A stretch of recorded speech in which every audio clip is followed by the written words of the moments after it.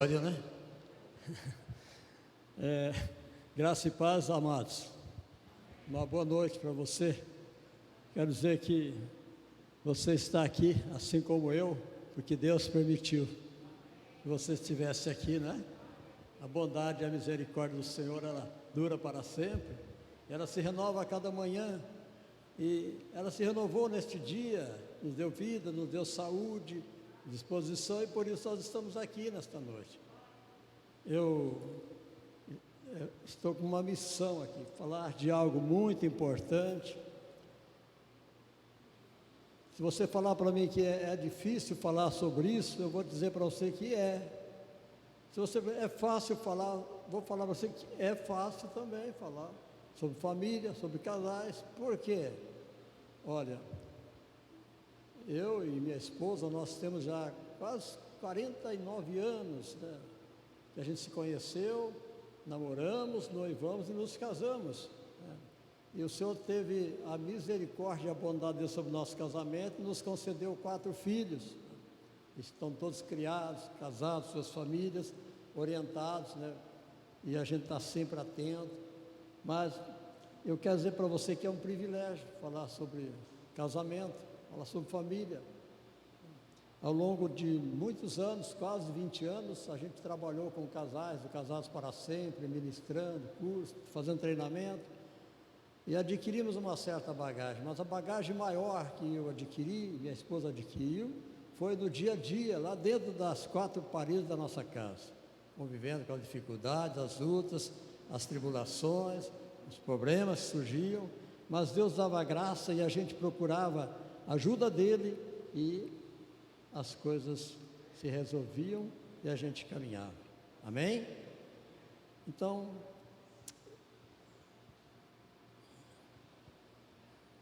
a tecnologia, ela está muito avançada para mim, mas a gente vai dando aqui um jeitinho, né? Então, nesta noite eu vou falar, a gente vai conversar um pouco, né, sobre o projeto de Deus, o maior projeto para o ser humano, para o homem, para a mulher, o casamento. Se você perguntar para mim, irmão Caetano, você casaria de novo? Com a mesma moça, sim. A mesma mocinha que eu conhecia, me casaria novamente. Porque o casamento é algo maravilhoso, o casamento é muito bom, nada se compara a um bom relacionamento no casamento, né? Enquanto eu estava lá preparando essa mensagem e meditando em algumas situações que fazem parte do calendário das famílias, né? E algumas dessas datas são Dia dos Pais, Dia das Mães, Dia dos Namorados, né? E nesse tempo é um tempo de dar e receber presença. Você dá, você recebe presente, e é um tempo também de comemoração. Você comemora 50 anos de casado, 30 anos, um mês de casado, não é verdade? Ou aniversário, enfim, tantas coisas a gente comemora. É um tempo de dar presente, receber presente. É um tempo de comunhão entre os membros da família. Uns vêm de longe, se reúnem, né, e aquela confraternização maravilhosa. Isso é muito importante, esse convívio, essa confraternização entre a família, entre os membros de uma família, independente de datas ou tempos, especificamente, ou não, né? Mas há uma situação, isso é algo muito triste, é tão comum a gente ver isso. As pessoas nessas datas comemoram, fazem festa, trocam presente, trocam palavras de elogios, né? Mas você olha aquelas pessoas que até poucos dias atrás, nessas datas, estavam juntas ali, comemorando, agora já estão separadas, pararam meses, dias, semanas até, já se separam, porque não souberam lidar com os problemas dentro do casamento. não foram ensinados, não procuraram aprender, não procuraram saber. E é muito triste isso aí. A gente pode observar que pais, né, que saíram de casa na expectativa, né, de dar às suas famílias melhores situações de conforto, e alguns desses pais tragicamente não voltaram para suas casas vivos, né? Acidentes, perderam as vidas, não puderam voltar para suas casas. Pais que deixaram seus ares em busca de novas aventuras, um novo relacionamento. Eu não vou viver mais com essa mulher, não dá mais, eu vou procurar outra, e abandona o casamento, abandona o lar e até os filhos. Pais que abandonaram suas famílias por causa da falta de entendimento e de harmonia entre o casal. Brigas, acusações, ciúmes, enfim, um monte de coisa que acontece. Não sabe lidar e vão embora. E o pior de tudo é que esses pais, estou falando de pais agora, que eu sou o pai,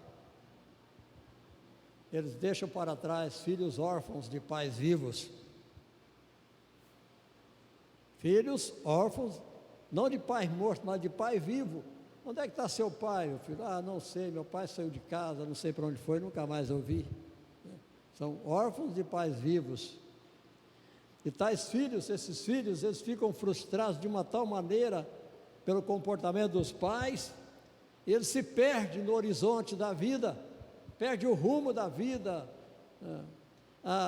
passam a viver sem motivação, sem uma perspectiva de vida, sem conseguir fazer um planejamento. Vou fazer uma faculdade, não, eu acho que não compensa, não vale a pena, né? Enfim, vão por aí, né? E eles vivem amargurados, coração cheio de mágoa, de rancor, e alguns até com ódio dos pais, ou do pai, ou da mãe. Conheço alguns casos desses. Pais que, pensando somente na felicidade própria, eu quero ser feliz, e esquecem dos filhos que puseram no mundo e que agora sofrem na solidão do abandono, abandonados. E essa solidão, provocada muitas vezes pela ausência dos pais ou do pai. A ausência do pai na vida de um filho, ela é extremamente importante. Ela tem um peso enorme na vida do filho, da filha. Porque a ausência do pai, muitas vezes, não traz aquele afeto, aquele carinho, o amor, a demonstração, o abraço, pegar no colo, sentar no colo, não é verdade? Eu nunca sentei no colo do meu pai, minha mãe nunca me pegou no colo, minha mãe nunca me falou que me amava. Isso aí é provocado pela ausência dos pais, muitas vezes. Só que tem uma coisa, muitos desses pais que provocam essas situações, lá no passado, também passaram por isso. São consequências da vida lá atrás, e vem arrastando isso, e casam, constituem família, não sabem lidar com o casamento, porque não foram instruídos lá atrás, isso prossegue, né, e traz essas consequências. Por outro lado, também existe o caso das mães que sem compreender o seu tremendo valor no lar, porque a mulher, a esposa, é como uma coluna de uma casa, e essa coluna, essa mulher, pela falta de sabedoria, deixaram que seu lar viesse a cair na ruína, a desmoronar-se. Mães levadas pela falsa ilusão de uma vida cheia de fantasias e falsas ilusões que o mundo enganosamente oferece, se deixaram levar e se perderam pelos caminhos de uma vida enganosa e traiçoeira. Conheço muitas jovens que tinham um futuro pela frente, caíram na ilusão, no engodo da vida e se perderam, e hoje vivem amargurados. Na ausência do pai, é muito comum, ouvi muito isso ao longo do tempo, ministrando pais para toda a vida, casados para sempre, a queixa dos filhos, do filho, da filha, pela ausência do pai, é muito comum isso aí, reclamar da ausência, e por isso, eram infelizes e frustrados e desiludidos da vida. Nós precisamos entender o valor de uma família. Todo jovem ao se casar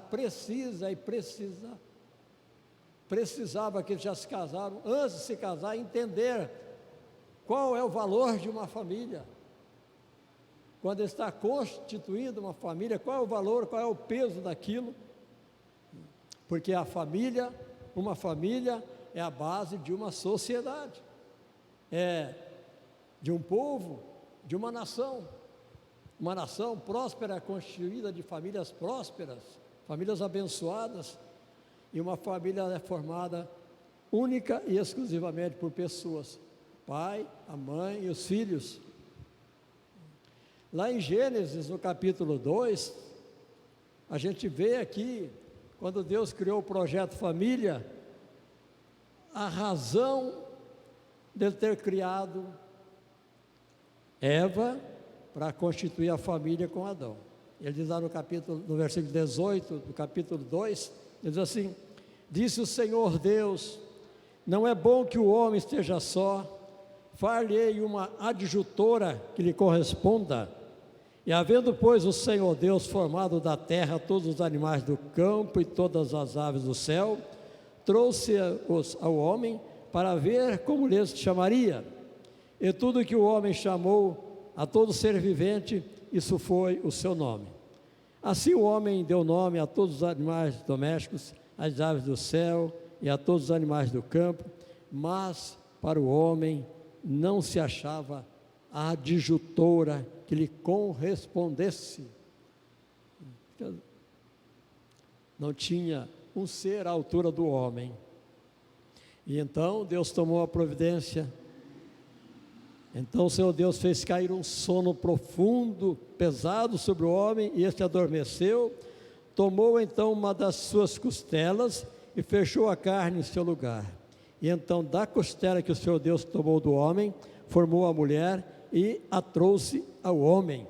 E disse o homem: esta é agora osso dos meus ossos e carne da minha carne, e ela será chamada mulher, pois do homem foi tomada. Portanto, deixará o homem a seu pai e a sua mãe, e se unirá à sua mulher, e serão os dois uma só carne. E ambos estavam nus, o homem e sua mulher, e não se envergonhavam. Que maravilha, né? Que maravilha. Dois jovens ao se casarem, quando deixam a casa dos pais onde nasceram e cresceram, ao se casarem, eles formam uma célula de família. E neste projeto de formação desta célula, tem ali, os projetos são preparados, os sonhos são sonhados. E isso com muita empolgação e muita vontade. Nós vamos crescer, nós vamos ter uma família, a gente vai comprar isso, a gente vai comprar aquilo, nós vamos ter o nosso negócio. E são projetos, né? E esta célula ao longo do tempo ela vai se multiplicando com a chegada dos filhos. Mas eu estava meditando como eu posso comparar o casamento. E na minha concepção, o casamento, para mim, eu comparo o casamento como uma viagem de barco a remo, né? Aquele barquinho que não tem motor, é no remo mesmo, né? Remando, é conduzido por duas pessoas, e essas duas pessoas, quando entram neste barco, quando eles embarcam neste barco para seguir esta viagem, eles têm tarefas distintas, né? Bem planejada, porque um conduz o barco na rota, enquanto o outro cuida da embarcação. está entrando água, está merejando água aqui e tal, então, entendeu? Então, são tarefas distribuídas, e é necessário que os dois tripulantes deste barco a remo trabalhem bem sincronizados, mesmo compasso de remada, né? E ajustados, porque ao longo da viagem deverão conduzir o barco, ambos remando com a mesma velocidade, porque se um remar o barco com menos força, o barco vira, sai da rota, não é verdade? Então precisa ser remado com a mesma intensidade. E outra coisa, se um rema mais que o outro que está remando mais lá, ele pode cansar, falar, eu não vou remar mais esse barco, não, você não me ajuda, você não coopera, e aí ele pode até tentar, ou pensar em desistir da viagem, muitos até desistem da viagem. Também podemos observar, né, aquelas provas de remo, né, a equipe toda remando, né, no mesmo compasso, não pode perder o ritmo, senão a embarcação perde a rota também.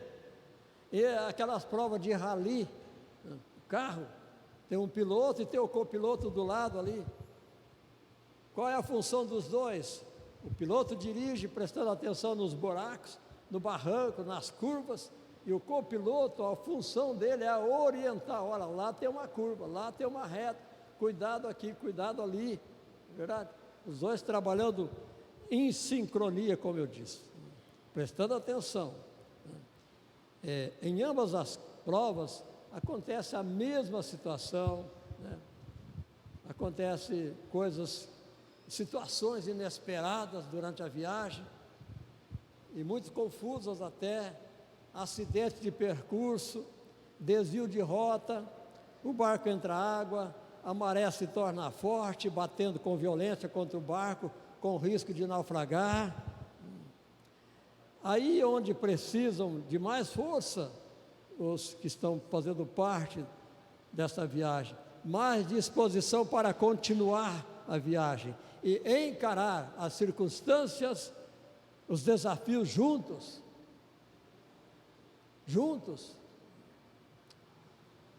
No rally acontece a mesma coisa, né? Pneu fura, uma roda quebra, um capotamento, mas trazendo prejuízo e até gravidade do acidente. Mas o que acontece com o piloto e o copiloto? Eles vão tentar arrumar o carro, o veículo, para prosseguir a viagem. Eles não desistem. Eles se unem mais ainda no esforço para consertar o veículo e seguir em frente. O casamento não é diferente? Não é diferente? Quando eu embarquei neste barco, quase 50 anos atrás, com minha esposa, e a gente está remando até hoje, né? Aí aumentou 4 passageiros, e a gente remava, com a mesma disposição, com a mesma vontade, olhando sempre o alvo, olhando sempre o objetivo, chegar ao fim da viagem, sem desistir, tocando o nosso barquinho, remando, um esforço para alcançar o nosso objetivo. E ao longo dessa viagem, os tripulantes, ou aqueles que fazem parte deste veículo, eles precisam conversar, dialogar, para resolver os problemas. No casamento é diferente? Também não. O casal precisa conversar, precisa dialogar. Sem diálogo não há acordo, e sem acordo não andam juntos. Amós 3,3 diz que se não houver acordo, 2 não andarão juntos, não pode andar, não vai dar certo. No casamento, esses procedimentos também são necessários, né? Porque quando o casamento for atingido por um objeto estranho, ou seja, um problema sem razão de ser, né? Uma discussão sem motivo, uma fofoca, ciúmes, desconfiança, falta de atenção de um dos cônjuges, olha, isso não pode ser razão para abandonar o barco ou o veículo. O casal não deve olhar para as circunstâncias que provocaram a situação, mas se unir ainda mais para resolver, buscar a solução para o problema que está afetando o casamento.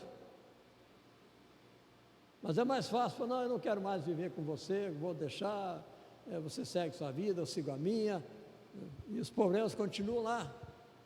Mas não é assim, amados, nós não devemos ser, os problemas surgem durante o casamento, nós temos uma mania de jogar para embaixo do tapete, vai jogando, vai empurrando debaixo do tapete, chega uma hora que o tapete não cobre mais, e aí aflora todos aqueles problemas de uma vez só, e aí é difícil resolver.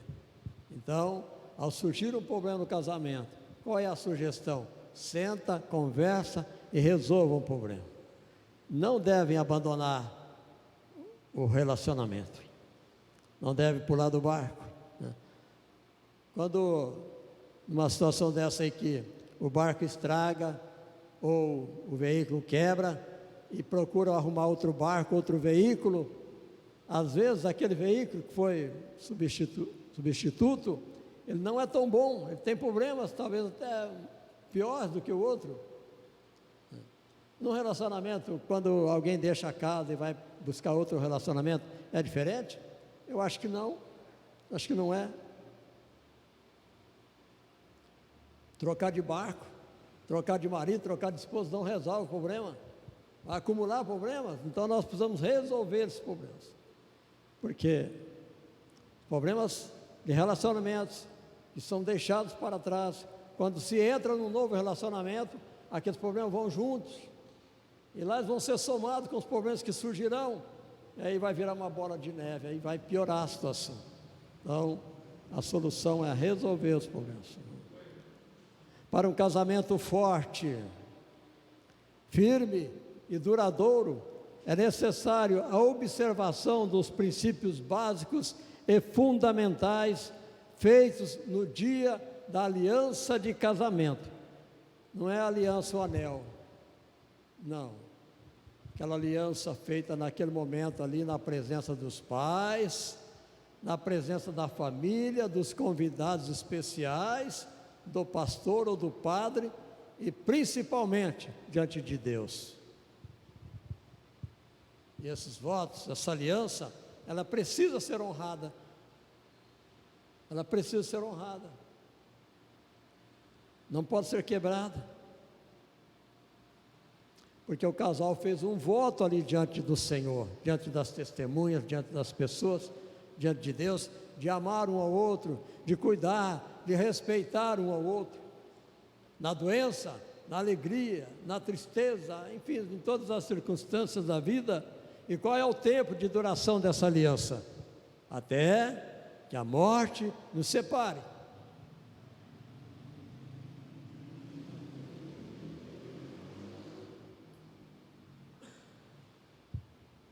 Duas bases fundamentais para um casamento dar certo.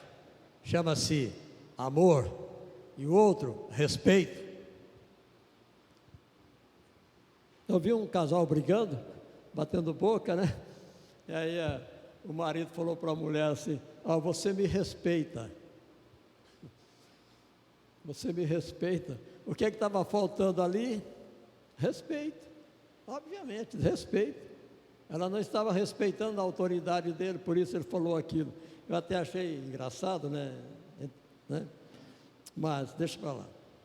Em alguns textos, aliás, quando isso falta no casamento, a falta de amor e a falta de respeito, é fracasso na certa. É fracasso na certa. Casamento fracassado não vai dar certo, porque faltou as bases, ou essas bases foram destruídas, que é o amor e o respeito um pelo outro. E Paulo, quando ele escreveu aqui no capítulo 5 da carta aos Efésios, ou para os cristãos de Éfeso, né?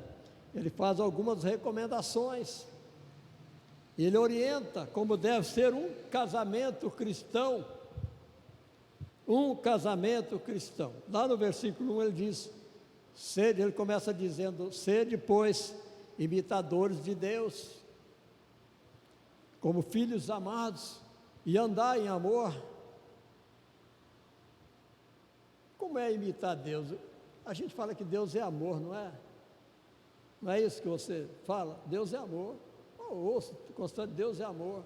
Mas e você, como imitador, é amor também? Eu tenho que ser amor também. E ele continua aqui, olha, para os casais, sujeitando-vos uns aos outros no temor de Cristo. O temor de Cristo. E ele diz para as mulheres, olha aqui, vós mulheres, submetei-vos a vossos maridos como ao Senhor. Mas em que condições isso é possível? Como que uma mulher, uma esposa vai ser submissa ao seu próprio marido? Quando o marido trata a esposa com carinho, quando ele diz que ama a esposa, quando ele diz que demonstra proteção, demonstra amparo, demonstra companheirismo, demonstra fidelidade, demonstra amor, demonstra tudo aquilo que ele tem de bom no seu coração para com a sua esposa. Aí essa esposa não vai ter nenhuma dificuldade em ser submissa ao seu marido, porque ela sabe em quem ela está pondo a sua confiança. E por outro lado, o marido, como eu falei, precisa entender que a esposa na casa é como uma coluna. Já falei isso.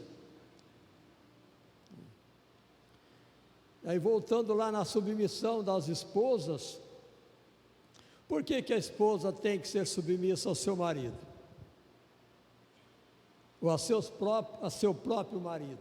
Ao seu próprio marido. Versículo 3 da carta de Efésios está dizendo o seguinte: pois o marido é o cabeça da mulher, a cabeça da mulher. E o marido, como cabeça, ele tem por obrigação dirigir o rumo da família. E a mulher, porque eu fazendo uma comparação minha aqui, né, estava brincando com a minha esposa em casa, o marido é o cabeça e a mulher é o pescoço. O que é que vira a cabeça? O que é que faz movimentar a cabeça? É o pescoço, né? Cuidado para não quebrar o pescoço. É perigoso. E o marido tem como papel principal ser a cobertura da família, como se fosse uma casa. A esposa, a coluna, o marido, a cobertura. Eu tenho por obrigação, como cobertura nesta casa, prover para a minha família tudo aquilo que é necessário na área material: comida, agasalho, roupas, calçados, enfim, alimentos. Também no mundo espiritual, dirigir minha família nos propósitos de Deus, no temor do Senhor. Eu dou graças a Deus porque, comentando com minha esposa essa semana, a gente tirou um tempo lá e nós começamos a lembrar, né? Como foi que a gente se conheceu. A emoção do dia que ela falou que ela aceitava ser minha namorada. Ai, e ela me judiou. Foi 2 meses, viu? Foi 2 meses de sofrimento, né? Meu Deus, de angústia, né? Quem aqui passou mais de 2 meses esperando o sim também? Só eu? Não, a experiência foi maior do que a sua. Então, amados,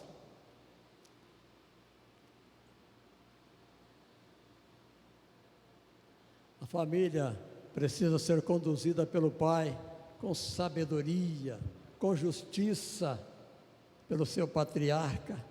Provérbios capítulo 20, versículo 7 diz assim: o justo, o pai justo, o pai honesto, o pai fiel, o pai bondoso, ele anda na sua integridade, né? E bem-aventurado, felizes são os seus filhos que virão depois dele.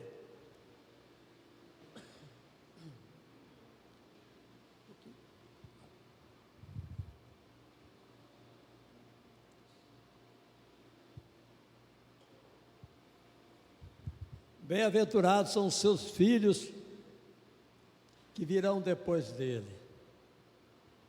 Eu amo demais a minha família. Eu amo demais, eu sou um privilegiado.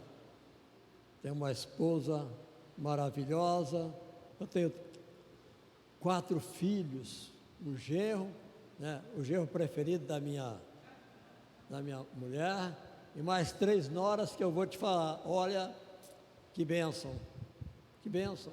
Elas cuidam de mim como se fosse a minha filha. E meus filhos, todos eles cuidados com a gente.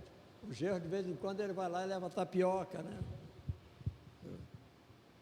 Tapioca, como é que é? Água com gás, né? Água mineral, né? Isso aí é carinho, amados. Como que a gente pode conseguir isso? É da noite para o dia? Não é.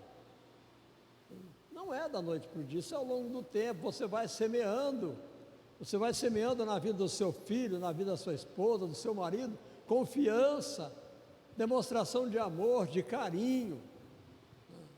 Ao longo do tempo, você vai semeando essas coisas.